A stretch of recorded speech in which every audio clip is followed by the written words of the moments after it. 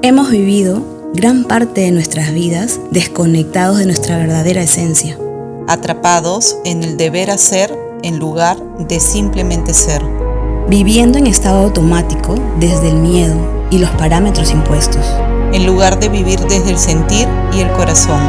Somos Cintia Serna y Nuria del Mazo, y te invitamos a través de este espacio a reconectar con tu verdad y que recuerdes el poder que habita en ti. Bienvenidos a Reconexión. Bienvenidos a un nuevo episodio más de Reconexión. Soy Nuria del Mazo. Y yo soy Cintia Serna. Y hoy tenemos un programa que nos va a dejar a todos con descubriendo cosas maravillosas. Vamos a hablar sobre el duelo y qué es lo que nos viene a enseñar. Y para ello tenemos a Vanessa Delgado. Ella es terapeuta en duelo, tanatóloga, experta en este tema. Y lo primero que queremos saber, Vanessa, bienvenida. Gracias por acompañarnos. Gracias. Que nos cuentes qué es el duelo. El duelo es una reacción humana normal frente a una pérdida. Una pérdida a través de una muerte de un ser querido, pero también una pérdida ante algo que nosotros hemos tenido un vínculo. Y en esa línea puede ser la pérdida, la sensación de pérdida o vacío cuando nos mudamos, cuando salimos de ese proyecto, cuando un emprendimiento se termina, cuando una pareja también concluye el vínculo, entre otros tipos de pérdidas. Y en tu expertise, Vane, ¿cómo es que de repente llegan a ti? Porque particularmente yo me enteré recién de la herramienta del acompañamiento en duelos, de la tanatología, por pérdidas que tuve, pero no necesariamente de personas, sino por un tema, por ejemplo, de un vínculo laboral de un largo tiempo. Y fue donde entendí y dije, wow, no sabía que había estos temas, pero hay muy poca información. Es verdad. Y en ese sentido, tú en tu expertise, cuéntanos más o menos cuántos son los tipos de duelos que has visto en tu camino o cuántos puede haber. Creo que un duelo se coloca en una mesa para poder hablar de ello cuando nosotros sentimos una pérdida a algo con el cual nos hemos vinculado, ¿no? Y así puede ser como el ejemplo que tú mencionas de estar trabajando tanto tiempo en un sistema, en una dinámica, con personas, con una rutina, con un horario, y que luego decides renunciar, retirarte, y esa persona que estaba en ese sistema, en esa dinámica, deja ese contexto. Y luego pasa uno donde ya no existe. Entonces, ¿cómo se reincorpora en un contexto totalmente diferente? ¿Quién es esta persona cuando ya no trabaja? Cuando ese vínculo se acabó, cuando ese departamento ya no es en el piso 5, sino es en el piso 10, si no es en el mismo distrito, si no es en otro, cuando mis vecinos son diferentes. ¿Qué pasa conmigo cuando, por ejemplo, cuando yo llegaba a mi casa, tenía mi mascota, y de pronto llego a mi casa un día y pienso que sigue ahí, pero falleció hace 2 meses o 1 año? ¿Quién soy yo frente a esa ausencia? Ajá. Entonces, en un contexto más corporativo, hablamos de la reingeniería, ¿no? Cómo yo me comporto en un estado que ha cambiado, en un contexto de los estímulos externos que han cambiado. Y es una gran oportunidad porque nos permite vernos a nosotros en un estado de mayor conciencia y presencia, porque ya no estamos en la dinámica o en la rutina que a veces nos permite estar en un modo cómodo y automático también. ¿Y qué hay, Vane, con el tema de duelos de personas muy cercanas a nosotros? O sea, me ha tocado acompañar procesos de 2 personas, 2 mujeres, claro, que perdieron hijos. Yo como madre, de verdad que no me puedo ni imaginar ese escenario porque debe ser fuertísimo. A pesar de que tanto Cintia como yo, como terapeutas, como angeloterapeutas, tenemos una visión diferente de la muerte. Sabemos que hay más allá de la muerte. Pero ¿cómo puedes acompañar o guiar una mujer, una madre que pasa por estas pérdidas que deben de ser terribles, ¿no? Que nos viene a enseñar en ese escenario la muerte? Yo creo que la muerte, como ustedes han mencionado, se vuelve en una maestra, en un educador de la vida, ¿no? La muerte es para quienes quedamos, ¿no? Y en el caso que mencionas sobre la pérdida de hijos, es lo que nosotros normalmente decimos es antinatural, ¿no? No deberían los padres enterrar a los hijos. Sin embargo, es una realidad. Y como personas que estamos alrededor, siendo terapeutas, siendo hermanos, siendo tíos de esta persona que haya perdido a sus hijos, una de las cosas que podemos dar es presencia. Es darle un espacio seguro donde ella o él puedan mostrar su dolor y puedan sentir que están en un espacio verdadero de conexión con ese dolor que los transita, que los corroe, que les duele, que es inimaginable y físicamente incluso hasta somatizable si es que no se trabaja. No hay una receta perfecta. Lo que sí te puedo decir es que nosotros, cuando acompañamos en duelo, sea los tipos de duelo, tenemos que comprender que nadie conoce el dolor de la persona exactamente como la otra persona lo está viviendo. Uh-huh. En mi caso, por ejemplo, mi mayor duelo ha sido mi duelo por maternidad. Mi madre falleció cuando yo tenía 18 años y falleció el día de su cumpleaños. Wow. Pero no solamente falleció mi mamá, hubo un accidente de auto y mi papá quedó con hemiplegia.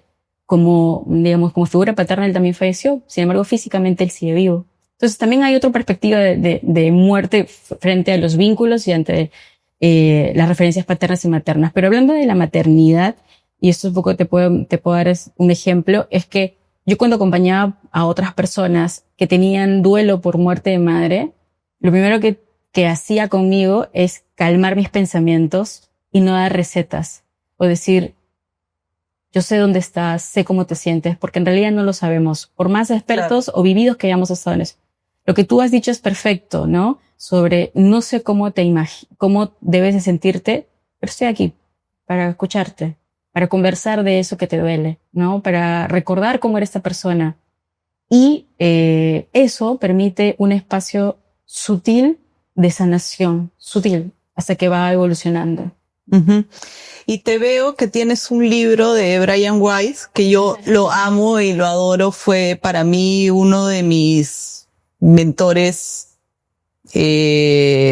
porque yo desde muy chica me encanta lo que es la vida después de la muerte y las regresiones y todas esas cosas. Yo soy terapeuta de regresiones, hago regresiones también. Y ¿cómo hacer entender a las personas que es difícil, porque entran también temas de religión y de creencias, de cambiar esa visión de la muerte, ¿no? De que la muerte no es algo que termina, sino es una puerta a que esas personas que ya trascienden siguen estando con nosotros en otro plano, ¿no? O que vamos a regresar con ellos o hemos estado con ellos. Yo creo que saber eso como que puede dar un poquito de consuelo a la persona que se queda. ¿Cómo lo ves tú? Yo creo que las creencias vienen del ser, de mi cuadro de creencias, cómo yo veo la vida, ¿no? Y claramente estamos influenciados por políticas, por la sociedad y por nuestras religiones o creencias filosóficas. Básicamente, la muerte para nosotros como comunidad latina podría ser de un tipo, pero es diferente para mi familia, por ejemplo, que soy dentro de esta comunidad latina, que además soy cabeza de familia. Entonces tiene otros contextos. Una de las cosas que creo es que si para la persona el constructo mental sobre la muerte es de una manera, primero es darle espacio a eso. Y luego, que me ha pasado, es educar sobre lo que es la muerte. Pero no en un sentido de decir mi verdad es la única, sino es, mira, te muestro esto también. Y una de las cosas que a mí me ayudó muchísimo estudiando y formándome como terapeuta de duelo fue conocer las otras formas de cómo distintas culturas en el mundo celebraban o vivían el duelo. En México, por ejemplo, es una celebración, es una oportunidad de conexión. No es que tapamos el tema. Sin embargo, en Perú, podemos de pronto charlar un poco sobre ello, es distinto, ¿no? Incluso cuando yo empecé a estudiar sobre duelo, las personas me decían, pero ¿por qué te gusta hablar de esos temas? Sí, y era como que mi familia me miraban como diciendo, ¿pero por qué? O sea, y en realidad yo tengo distintas formaciones. También he llevado la formación con Brian. Es increíble y me gustaría luego compartir cómo Brian me ayuda a transitar mi propio duelo. Pero era esto, ¿no? Tenemos este ideal, incluso me decía, Vane, no hablemos de eso porque vamos a llamar a la muerte. Sí. Entendiendo como que la muerte es algo malo. Entonces ahí nos damos cuenta de que hay estas creencias y lo primero es comprender. Es cuéntame a qué te refieres con eso. Si viene la muerte, ¿qué pasaría para ti? Y desde ahí puedes entender la psiquis de esa persona y luego darle más información y ayudarlo a que, como un poco lo que había escrito, ¿no? Ensanchar nuestros horizontes de nuestra mente. Eso es una oportunidad que la maestría de la muerte nos permite. Es crecer, es salir de lo que conocemos, es expandirnos y entender que la muerte es la dualidad de la vida. Y esto era algo que yo incluso actualmente digo, ¿no? Después de esa formación que llevé sobre la muerte, en verdad comprendí los mayores motivos para vivir. Porque nos coloca en un espacio de humildad donde nos damos cuenta que somos finitos, que estamos aquí de manera temporal. Y luego empezamos o en mi caso, empezaba a hacer preguntas filosóficas. ¿Qué estoy haciendo con mi vida? ¿Cómo la estoy llevando? O es que yo ya estoy viviendo en un estado mortorio dentro de mi vida, que no tiene que ver con el duelo, ¿no? Sino esta mirada de muerte como algo negativo. Bueno, tiene su fama también, ¿no? Cómo lo dibujan y cómo lo ponen en las películas. Sí, es verdad. Vale, y en función a los tipos de duelo, acabo de recordar, yo conozco a una persona que en algún momento atendí y ella pierde a su mamá de muy niña. Claro. Y recuerdo de que ella siempre tenía el anhelo de que no haya conocido a su mamá. Ajá. Y actualmente esta chica tiene 22 años y está recién llevando o se está animando a llevar un acompañamiento para el duelo. Entonces ahí la pregunta que me viene es, ¿se puede llevar un acompañamiento en temas de duelo cuando la muerte o ha sido, en este caso, esta chica que no conoció a su mamá porque cuando tenía 2 años muere? Claro. Y a los 26, 22 que tiene ahora, recién está animándose a llevarlo porque siente de que hay cosas que aún no ha podido superar del duelo de su mamá, que no la conoció, pero que igual es un vínculo tan importante el de la madre, ¿no? Sí, la respuesta rotunda es sí. Y qué bueno. Puede ser que el duelo haya sucedido o la muerte haya sucedido ayer, en la mañana o hace 40 años. En realidad es una oportunidad para resignificar el vínculo con esa persona, con la edad que tiene en este contexto actual y cómo ella quiere vivir ese vínculo con una persona importante en su vida que probablemente ha experimentado o quizás no la conoce o no ha tenido experiencia de vínculo con ella físico como cotidianamente lo tenemos. Así que sí, nunca es tarde, cualquier momento es perfecto para iniciar este espacio que básicamente es decirte, ¿sabes qué? Quiero un momento para hablar de uno de mis vínculos más importantes. Quiero un momento para mí. Y es maravilloso. Qué importante. Y lo otro que también se me viene a la mente, por ejemplo, ¿no? En el caso que te contaba yo, ¿no? Haber estado laborando en un espacio cotidiano de un lugar, yéndome todos los días y luego ya dejar ese espacio. Claro. Y realmente lo dejé en mi caso porque ya quería, ya era un ciclo cumplido, pero igual no me había dado cuenta que realmente había un duelo. Exacto. Entonces, ¿cómo nos podemos dar cuenta cuáles son los síntomas o las consecuencias? O no sé, en mi caso fue porque realmente sentía que no tenía estructura, ¿no? Es como que dije, no, necesito que me ayuden, necesito ver cómo puedo rehabilitarme en temas de mis hábitos, ¿no? Exacto. Pero, ¿y cómo las personas podemos darnos cuenta de cuándo sí necesitamos a alguien que nos acompañe o cuando tenemos un duelo, que pueda ser un duelo que en mi caso fue de alguna manera ya que yo deseaba ya, digamos, que este fin, pero igual, ¿no? Igual es un proceso que a mí me costó y hasta ahora sigo atravesándolo, pero ya con menos intensidad. Sí, eso es importante, ¿no? Hay intensidades y es como una ola que viene a ti, que es como permanente, pero cuando vivimos un duelo y pasa que cuando terminamos, digamos, aceptamos que algo cambia, en este caso un tema laboral, es preguntarme, ok, ¿y ahora quién soy yo en este nuevo escenario? No, en este nuevo escenario no tengo que pretender, no sé, un horario laboral ahora que empiece a las 6 de la mañana, que no tengo que tomar esta ruta del bus o del taxi, que no tengo que, de pronto, las mismas personas que me acompañan en el almuerzo o saber que la cafetería está en el primer piso. Es como, me he hecho mi mundo en función a esa dinámica. Primero, ser compasivos y decir, esto que ha sido para mí importante ya no está más en mi vida. Y lo honro primero aceptándolo. Aceptando que esto es una realidad. Esto ya no está en mi vida. Ok, lo acepto. Y después de eso, lo que tú podrías hacer, si es algo que tú puedes gestionar, es identificar todo lo que tú has evolucionado en ese camino. Desde la gratitud, desde la aceptación. Y decir, ok, ahora con toda esta mochila hermosa de herramientas, de aprendizajes que yo tengo, que me espera. Es una posibilidad, es como un cuadro donde tienes las posibilidades de colocar los colores nuevos que quieres pintar ahora, los vínculos nuevos que quieres tener.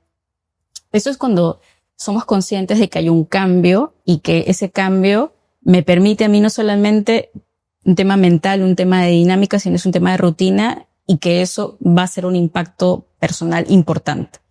Cuando no podemos ver eso, normalmente pasa lo contrario, pasa la inacción, pasa el hecho de no cuidarte, de no estar presente para ti, pasa de aislarte, pasa también de hacer cosas random como dar tus cosas, como un desprendimiento un poco extremo.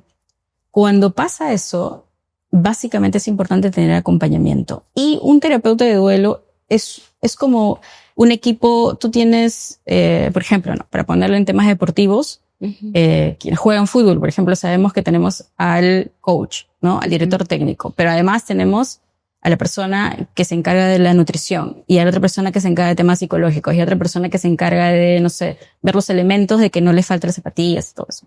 Bueno, el terapeuta es parte de ese staff, ¿no? Ajá. Muchas personas tienen acompañamientos, y yo los he tenido, que tienen acompañamientos psiquiátricos, y que el psiquiatra le ha pedido a la persona que sumamos al equipo a un terapeuta de duelo por una situación puntual.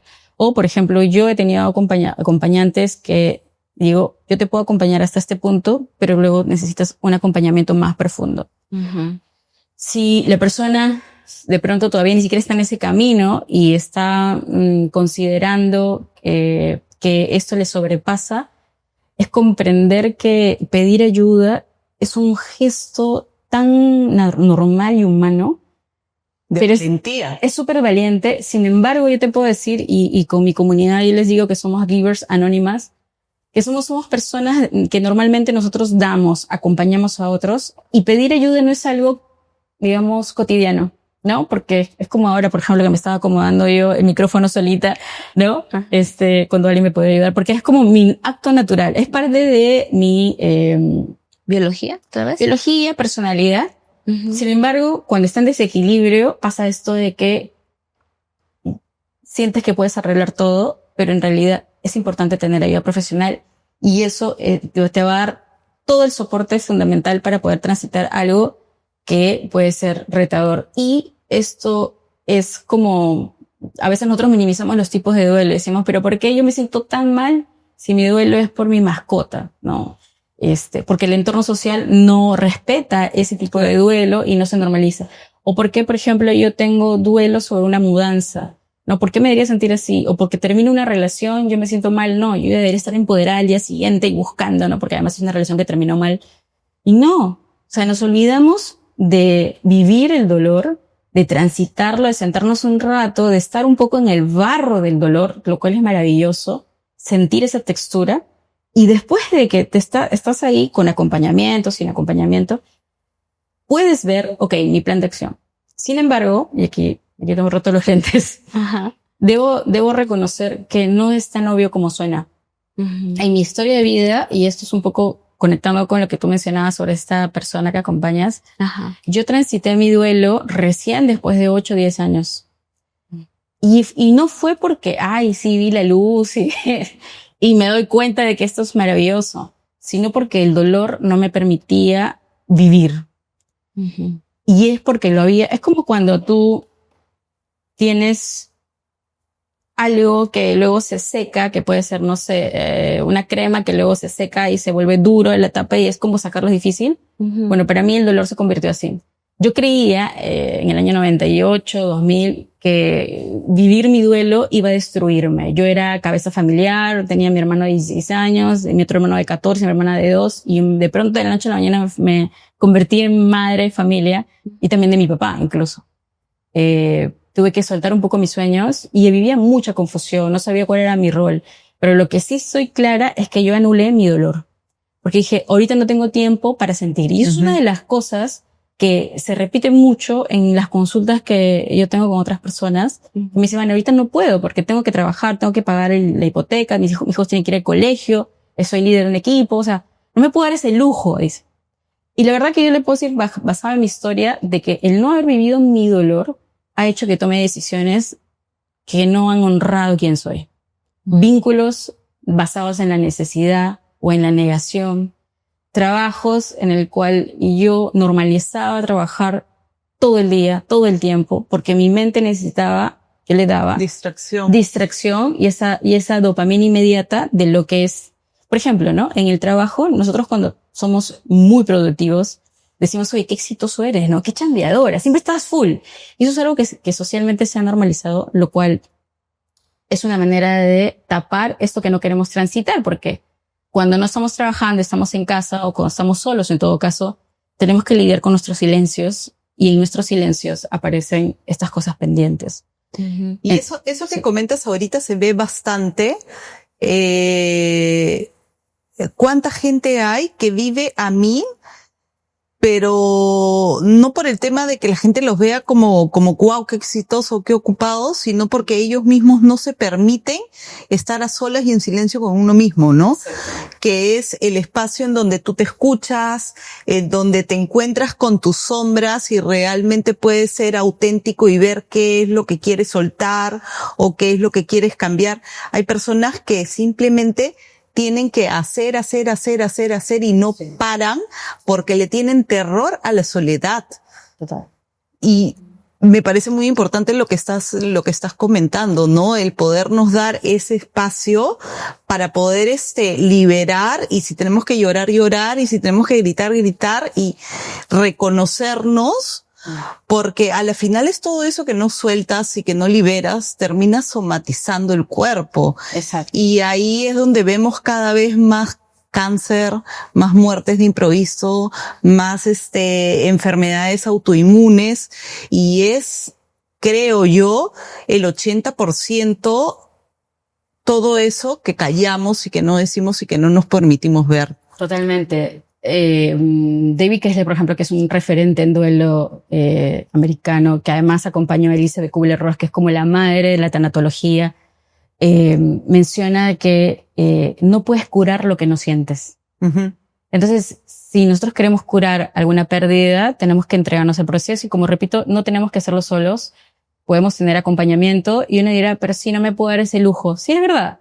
Los acompañamientos pueden ser una inversión. Y es verdad que puede ser un proceso económico como un pago que no todo el mundo puede. De hecho, a nivel de Perú, nosotros tenemos servicios gratuitos a través del Estado para tener terapia psicológica y psiquiátrica. Sin embargo, es también cierto que no se dan abasto y que es retador. Por otro lado, lo que a mí me pasó, que ahí se conecta con Brian Weiss, es que yo vivía muy desolada, vivía muy molesta con la vida durante los primeros 10 años. Cuando a mí me pasó este duelo, yo era catequista y yo era la que llevaba la alfombra y la lanzaba, y con los niños, catequista de primera comunión, pero qué casualidad, yo también he sido catequista. Pero yo renuncié porque yo había terminado el primer año y me faltaba el segundo año. La iglesia quedaba como a 2 cuadras de mi casa y yo renuncié porque me molesté con Dios. Y le dije, ¿cómo es posible que le hagas eso a alguien que es de tu equipo? Porque además mi mamá tuvo una muerte físicamente dolorosa, ¿no? Nunca pudimos verla en el ataúd, o sea, esto cuenta y esto es valioso decirlo porque nosotros tenemos un idealismo de las despedidas, ¿no? Entonces, como no pasó, yo lo puse en un cajón y me dediqué a ver cómo podemos sobrevivir en un contexto donde económicamente nadie nos podía sostener. Por otro lado, cuando llega a mi vida, el libro de Brian Weiss, Muchas vidas, muchos maestros, empecé a mirar la muerte de mi madre con cierto rayo de esperanza de que ella en realidad no había desaparecido. Mi mamá tenía un vínculo conmigo de mucha amistad. No, nosotros, era mi pata, era mi hermana, o sea, era mi mamá, pero era mi amiga. Y me acuerdo que en el colegio, porque además yo había acabado el colegio recién el año anterior, mi casa era el centro donde vivíamos cerca del colegio. Era como que el recibimiento de mis mejores amigos, era un entorno muy, muy bonito. Y se perdió también eso. O sea, no solamente es mi mamá en pérdida, sino la dinámica que tenía con mi mamá y mis entornos. Y cuando conocí a Brian a través de este libro, sentí una bocanada de consolación. Yo tengo actualmente, entre otras cosas, un club de lectura y algo que a mí me ayudó fue que el libro me pudo sostener en un momento donde ni siquiera yo entendía lo que a mí me pasaba, y no tenía los recursos ni el entorno para que me den soporte. Por eso para mí los libros son salvadores. Y a partir de ahí empecé a caminar de manera un poco más consciente y ensanchar mi visión del mundo sobre la muerte, las vidas pasadas, sobre los vínculos que no acaban con la muerte. Y empecé sutilmente a resignificar la muerte de mi madre, lo cual después en el tiempo, ya mi mamá falleció en el 98, más de 20 años, ahora acompaño a otras personas en esto. Qué hermoso. Vale, y una consulta. Se me ocurre que hemos hablado un poco de acompañamiento en duelo como que o sea, del tiempo a futuro, ¿no? Sí. Y también se puede, imaginemos a alguien que esté un familiar con una enfermedad terminal, Sí. ¿no? Se puede solicitar un apoyo, un acompañamiento terapéutico en el duelo antes de que la persona ya se vaya. Sí. En esos casos, ¿cómo? Eso se llama cuidados paliativos, que se le da a la persona cuando ya están en el fin de su vida, y no solamente a la persona, sino también a sus familiares, si desean. Eso es algo que me parece que nos da dignidad humana al momento de morir. Elizabeth Kubler-Ross propone la tanatología como, no nació así, pero ella veía que las personas que estaban, por ejemplo, ya desahuciadas, los colocaban en un piso y los dejaban ahí morir. Tenían simplemente acompañamiento de comida y nada más, pero se perdía la dignidad humana de, por ejemplo, ¿no? Esta persona, sí, sé que a lo mejor no tienes cura mi enfermedad, pero quiero vivir mi vida en estos últimos 5, 6 o 8 meses o 10 días, de pronto resignificando cómo fue mi vida para irme más en paz. Y eso es algo que creo que es una oportunidad. No puedo decir que duele menos, no. Pero lo que sí es una gran oportunidad para que la familia sane cosas pendientes, o que incluso si es una persona que no tiene familiares pueda abrir su mundo y empezar a mostrar, a conversar con un especialista esto que quedó pendiente en su vida, porque, y eso es algo interesante, la palabra que más se repite cuando acompaño y también cuando hablo con colegas de en las sesiones terapéuticas, cuando me cuentan ellos cuál es la palabra también que más se repite, es el hubiera. ¿Cómo me hubiera tomado esas vacaciones para irme de viaje con mis hijos? ¿Cómo hubiera salido más temprano del trabajo? ¿Cómo hubiera dejado de trabajar los domingos? ¿Cómo hubiera no negociado mis vacaciones? ¿Cómo hubiera dicho, te quiero, mi mamá? Yo, por ejemplo, mi mamá era una persona guerrera, divertida, pero verbalmente no nos decía que nos quería. Pero sabías que no te iba a faltar nada, que ella estaba ahí para ti el 100%. Tenía otras formas, como los lenguajes del amor, de mostrarte su amor. Pero el día que ella fallece, ella me llama, ellos estaban viniendo del sur a Lima, estaban, creo que a 2 horas antes de llegar a Nazca, y me llama para decirme, Van, está todo bien, ya vamos a llegar en 3 horas, y yo le dije, ya mamá, acá te estamos esperando, por tu cumpleaños. Ok, y luego la conversación se volvió un poco en silencio y me dice, ¿qué, no me vas a decir que me quieres? Y yo, me empezó a entrar una adrenalina, unos nervios diciendo, claro, sí, te quiero. Pero se sentía raro, ¿sabes? Porque verbalmente no era una manera normal de comunicar el amor. Eso fue radical en mi vida y desde ese entonces yo he cambiado muchísimo. He integrado la palabra como un gesto amoroso, primero para mí y luego en el contexto. ¿Por qué digo la palabra hubiera y por qué lo conecto con esto? Porque muchas veces hablamos del duelo y de la muerte para quienes quedamos con culpa y con pendientes. Y la verdad es que no podemos cambiar el pasado, la muerte ya está ahí, no lo podemos evitar. A mí me hubiera encantado, por supuesto, que mi mamá esté conmigo y que esté acá sentada y mirándome, ¿no? Y diciendo, ¡ay, qué chévere! Y esté orgullosa de mí. Y que sí está. Sí, exacto. Yo sé que está, pero en un plano físico me refiero, ¿no? Porque el ser humano nos cuesta comprender que existen otros planos y otros vínculos. Y yo sé que mi mamá está de muchas maneras. Cuando tenemos la oportunidad de acompañar a alguien que está en sus últimos días de muerte, yo tuve un vínculo muy hermoso con una señora muy mayor, de la cual sabíamos que en algún momento se iba a partir. Y yo le decía, justo estaba en este proceso de estudio y nosotros hablábamos con los profesores sobre las simbologías del después de la muerte, ¿no? Y eso a mí me pareció un gesto maravilloso que ya yo lo había tomado de manera natural con mi mamá. Y es decir, por ejemplo, ¿no? Yo le digo a alguien que quiero que yo sé que en algún momento voy a fallecer y te digo, ¿cómo quieres que te visite después? ¿Cómo que cómo quieres que te visite? Sí, ¿cómo quieres que te visite si tú te quedas y yo ya partí? Bueno, quisiera que me visites sabiendo que vas a ser una mariposa de color rosado o amarilla, o vienes como una paloma, y etc. Cuando yo hablaba con esta mujer especial, le decía, ¿cómo me vas a visitar?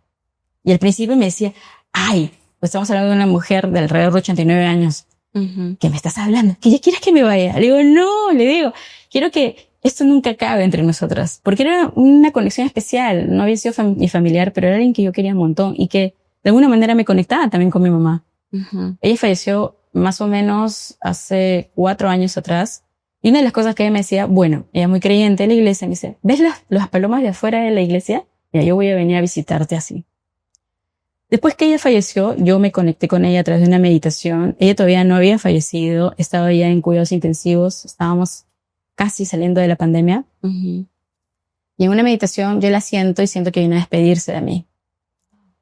Ella fallece a los 2 días y yo después de 1 año me mudo a un departamento en el piso 10. Y cuando me estoy terminando, yo creo que había estado 1 mes, en mi balcón aparece una paloma. Una paloma gris, tradicional, de iglesia, y yo dije, pero tu cuerpo sabía que era ella. Absolutamente. Y era Claro. una complicidad, y yo sabía que estaba ahí, y eso no sabes cómo me llenaba de amor y de decir, wow, este amor que tenemos es más grande que todo. Y eso te puede dar el tener acompañamiento en duelo. Tú puedes resignificar la muerte de tal manera en que ya no duela como duele, que te quita el aire y que no puedes hablar de ese tema y que sientes que todo el mundo tiene la culpa, a más bien llevar tu vínculo a un nivel que incluso es infinito. Con mi mamá yo lo tuve que crear, ¿no? Con mi mamá yo lo tuve que crear y para mí eran mariposas, las catedrales, ¿no? Ajá. Y cuando veo mariposas de todo tipo, siento a mi mami, pero en verdad la siento de muchas formas. Yo me acuerdo que los primeros 10 años, que a pesar que no vivía mi duelo, me acuerdo que viajaba en bus de Los Olivos a San Miguel a trabajar y llegaba muy como a las justas y decía, por favor, mamá, ayúdame para que no haya tráfico y que estas combis se abran. Y de pronto pasaba y yo decía, estoy loca. O sea, en verdad, eso no está pasando. Pero de alguna manera buscaba mi psiquis estar conectada con ella, ¿no? Y eso es algo que duele mucho entender. Es difícil comprender los cambios del ser humano. El ser humano no comprende el cambio. Decimos eso de manera muy ligera, pero en realidad nos genera mucho miedo el cambio, porque es un terreno donde tú no tienes control, no sabes lo que va a pasar después y no sabes, y lo que no nos gusta es la incertidumbre. Entonces, como queremos estar en una zona de control y donde nada nos va a pasar, vamos rechazando estas sensaciones de incertidumbre que es estar en el dolor. Ahora que dices lo de los cambios también, estaba pensando mientras que te escuchaba hablar, todas las personas, todos los humanos somos, estamos continuamente en un morir y renacer, ¿no? Y pensaba en las etapas que vamos pasando. Al nacer, al salir el vientre de la madre, salir a ese espacio, eres pequeño, luego vas creciendo, pasas por la adolescencia, la juventud, te vuelves padre, te vuelves madre, luego se van los hijos, luego te vuelves anciano. Todo eso son también procesos de duelo, ¿no? Que no nos han enseñado a asimilarlo. Me suena mucho con el tema de mi hija que está en plena adolescencia y se pone insoportable, o el tema hormonal, pero ahorita que te escuchaba hablar yo decía, miércoles, qué potente, porque también aparte de esos cambios hormonales que está teniendo un proceso de duelo, está dejando de ser niña para convertirse en mujer. Entonces eso no nos lo enseñan, eso no nos dicen, oye, estás atravesando una muerte para volver a empezar. Sí. Qué potente ha sido eso, esa conclusión en la que he llegado. Es un súper tema y ahí podemos, el duelo es un mundo, es hermoso. Pero lo que acabas de decir es cierto. Y de hecho la palabra adolescente viene de la primer lado de adolecer, de que te duele algo. Y claro, el ser humano pasa muchos duelos a nivel, digamos, biológico. Empecemos por ahí, ¿no? A nivel fisiológico, sí. No es lo mismo no sé, tener una fuerza a los 20 años para poder aguantar una dinámica de trabajo rutina que a los 40 o a 60. Tu cuerpo simplemente ya no se recupera inmediatamente. Ahí hay una transformación fisiológica. Pero cuando hablamos de adolescentes, es cierto, no es ya un niño, pero tampoco es un adulto. Está en una etapa que se le llama el middle chaos, que es como el caos del medio. Uh-huh. Y está empezando a identificar su propia identidad porque incluso hay mucha disrupción y desconexión entre lo que yo estoy creyendo como persona, como adolescente, entre lo que mis padres me muestran, lo que me muestra la sociedad, lo que me muestra mi mejor amiga, lo que me muestra la persona que de pronto admiro. Y digo, hay una dicotomía aquí rara y no sé quién soy. Y hay una lucha constante de eso. Entonces, digamos, compasivo sería aceptar que eso es normal, que hay una transformación no solamente física, sino psicológica, y que lo que queda es contenerte, tener acompañamiento terapéutico en duelo, por ejemplo, para adolescentes. Es importante para tener herramientas, para saber cómo conllevar a un adolescente cuando, por ejemplo, no sé, pierde no se muestra o no quiere identificar su cuerpo como algo que es valioso o no le gusta esta etapa que está viviendo, prefiere regresar a su infancia. Claro. O viceversa, ¿no? Se salta esa etapa y quiere ser de pronto el adulto. O el acompañamiento también para los padres, ¿no? Porque es difícil también, por ejemplo, muchas veces yo sentía con esos cambios que ya lo trabajé, pero sí sentía como que era algo contra mí, ¿no? Exacto. ¿Qué estoy haciendo yo? Estoy siendo una mala madre, no le estoy sabiendo guiar, ¿por qué me trata así? Hasta que me di cuenta de que no es nada conmigo. O sea, es ella está atravesando un proceso y que yo lo que tengo que hacer es tener la madurez y la inteligencia emocional para poderla acompañar y sostenerla, pero no poniéndome del lado de víctima, ¿no? De por qué me habla así, por qué me trata así, sino, claro, no es hacia mí, es ella hacia su explosión de identidad y saber acompañarla. Y también es hermoso porque hay mucho movimiento, o sea, el caos es cuando la persona no se queda quieta, sino busca, hace, cuestiona, y eso es maravilloso.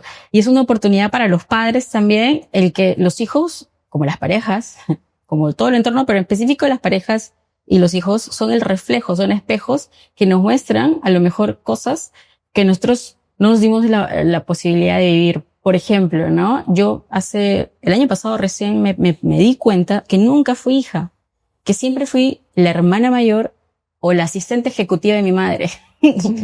Y que no me permití, por ejemplo, equivocarme. Yo era una persona que más bien le resolvía cosas a mi mamá porque yo ya veía a mi mamá tan complicada con sus cosas que lo que menos quería era darle un problema.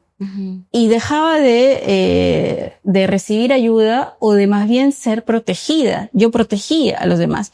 ¿Y cómo se traduce? Porque recién me doy cuenta, en realidad ya me di cuenta hace tiempo, pero ahora lo estoy trabajando de manera consciente con mis vínculos actuales, ¿no? Como, por ejemplo, es qué tan cómoda me siento cuando alguien me acompaña o me protege o me cuida. Cuando digo, no te preocupes, yo puedo hacer 5 cosas de camino aquí a la puerta, pero no tengo que hacerlo, ¿no? ¿Qué tal si dejo que me inviten el agüita, el café, me sirva? Entonces, bajar esas revoluciones tiene mucho que ver cuando hay esos desequilibrios entre dices, oye, pero ¿por qué siempre estoy así en este estado? Tiene que ver con la infancia.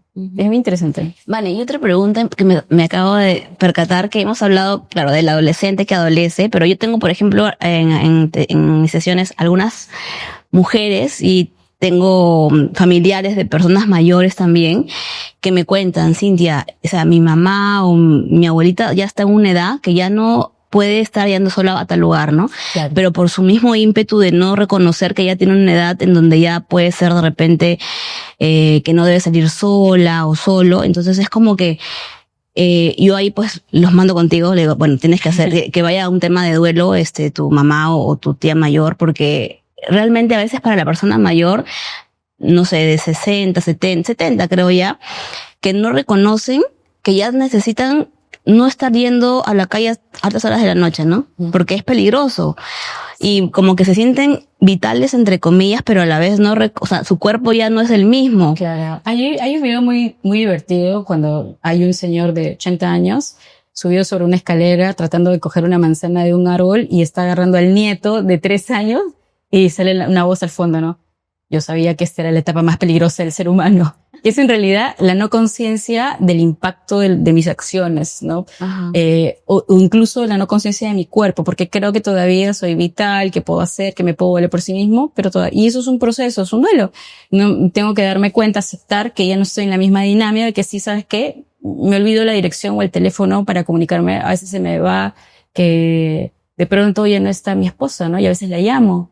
Entonces sí, es parte. Y es importante observar. Mi papá, por ejemplo, después del accidente, tuvo demencia senil y después le dio Alzheimer. Y nosotros tuvimos que comprender y educarnos con el doctor geriatra y entender que mi papá, su mundo que él ve desde el Alzheimer o desde la demencia, es un mundo que nosotros en vez de corregir tenemos que habitar con él. Ajá. Y cambia la forma de acompañar, ¿no? Y ahí podríamos hablar qué pasa con los acompañantes en el duelo, que es otro tema, pero es muy importante comprender que cuando uno transita un duelo es una oportunidad de evolución personal, pero eso no pasa inmediatamente. Hay un viaje que hay que hacer de aceptación, de rabia, de ira, y no hay un camino recto, ¿no? No es que... Y que para todos no es el mismo tiempo tampoco, ¿no? Cada persona es un mundo y cada uno se demora el tiempo que necesita para recuperarse. Así es. Y de hecho, cuando hablamos de duelo, lo primero que sale es como las 5 etapas de duelo que Elizabeth Kubler-Ross a mí lo propone. Pero lo que, digamos, se debe de precisar es que el ser humano no somos lineales. Y que a lo mejor hoy, mi mamá falleció, no sé, pues hace más de 20 años, pero ha habido algo que yo veo, por ejemplo, en la mamá de mi pareja que me hace recordar a mi madre. Y eso para mí me derrite, ¿no? Y yo siento más bien que es como, es una añoranza, es un dolor y una alegría. Pero, vale, pero eso ya pasó ese tiempo, ¿no? Y tú ya te conectas con las mariposas, con tu mamá. Sí, pero no dejo de tenerla presente. Entonces, nuevamente, no hay una línea lineal, no hay un camino lineal. A veces puedo sentir que ya estoy en la aceptación. Pero sí, pues, me pasa algo, un recuerdo o una foto y me hace regresar a la ira, pero quizás ya no duran tanto como antes. O a la tristeza, ¿no? Y es válido. Es súper válido. Qué potente, qué interesante todo lo que ha salido.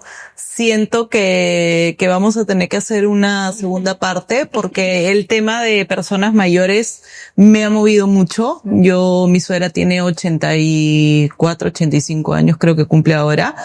Y sí, esas cosas que compartías me ha movido mucho cómo poder acompañar y entender y tener la paciencia.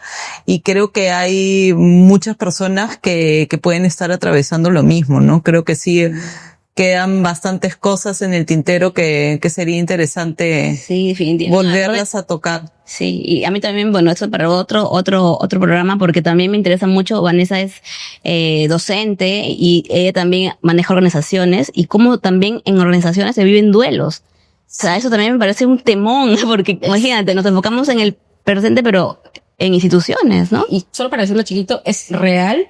Y es real que yo pueda extrañar a un compañero de trabajo con el cual he tenido una dinámica. Y eso en pandemia yo acompañé a varias organizaciones que decían, ¿qué hacemos cuando el COVID se ha llevado al 30% del equipo? ¿Cómo nos reorganizamos? ¿Qué hacemos? ¿Vivimos? ¿Lo ignoramos? ¿Cómo? Y eso es importante. Entonces es nuevamente tener más herramientas para enfrentar una situación inminente que es la muerte. Y eso es maravilloso porque es un acto de mucha generosidad con uno. ¿Verdad que sí? Vanessa, nos quedamos para finalizar antes de que nos vayamos. Enséñanos qué nos has traído porque me da curiosidad. Bueno, como soy book lover y amo y siento como la historia que ya conté, hay algunos libros que yo recomiendo. Bueno, Muchas vidas, muchos maestros de Brian Weiss, que es un libro que en verdad que te abraza el alma. Esto que es un poco, si quieren como profundizar un poquito más en el duelo, es de David Kessler, que es potente y súper sencillo de leer. Tenemos a la maestra Elizabeth Kubler-Ross también. Y hay otro que también es buenísimo. Gaby es mexicana y es muy potente en lo que comparte, y aquí tiene un libro como Curar el corazón roto. Y bueno, actualmente nosotros estamos leyendo Los dones de la imperfección. En tu book club. En mi book club. Y de hecho, en marzo iniciamos un curso para todos, sobre duelo, sobre cómo nos educamos, cómo ensanchamos nuestra visión de la vida respecto a la muerte. Y creo que eso es súper saludable porque en verdad nos da recursos para ser más compasivos con nosotros y luego tener un lenguaje más especial y profundo con tu abuela, por ejemplo, ¿no? O con un tío o con un amigo. Y créanme que es una conexión especial y espacial, por así decirlo. Sí, gracias por estar aquí con nosotras. Gracias por todos los que nos van a ver, los que nos están sintonizando y van a conectar con estos temas que en verdad es sorprendente, ¿no? Y cómo hay tanta carencia de información. Así que vamos a tener ahora más programas. Yo creo que es un tema que así nomás no se conoce en el día a día por lo mismo que decíamos al principio del programa, ¿no? El miedo y el rechazo hacia la muerte, ¿no? No hables de la muerte porque la traes. Exacto. Pero después de oírte, yo no tenía mucha idea de todo esto. Es más, le decía a Cintia, me siento media en el aire porque no sé qué cosa voy a preguntar o porque no era un tema que yo estuviera relacionada. Y qué importante es educarnos también sobre estos temas. Así que espero, Anne, volverte a tener en otra oportunidad. Ya coordinaremos para hacer la segunda parte. Definitivamente. Y un gusto tenerte aquí. Gracias. Vamos a dejar tus contactos, tus redes, para que la gente que quiera comunicarse contigo y poder llevar un asesoramiento contigo lo pueda hacer. Gracias. A ustedes, muchísimas gracias. Gracias, Vane. Bueno, ya tú y yo somos amigas y ya definitivamente vayan a sus redes, tienen un contenido espectacular, esta mujer es multifacética. Así que gracias, nos vemos en el próximo programa y muchas gracias por sintonizarnos, tengan un lindo día. Chao. Gracias.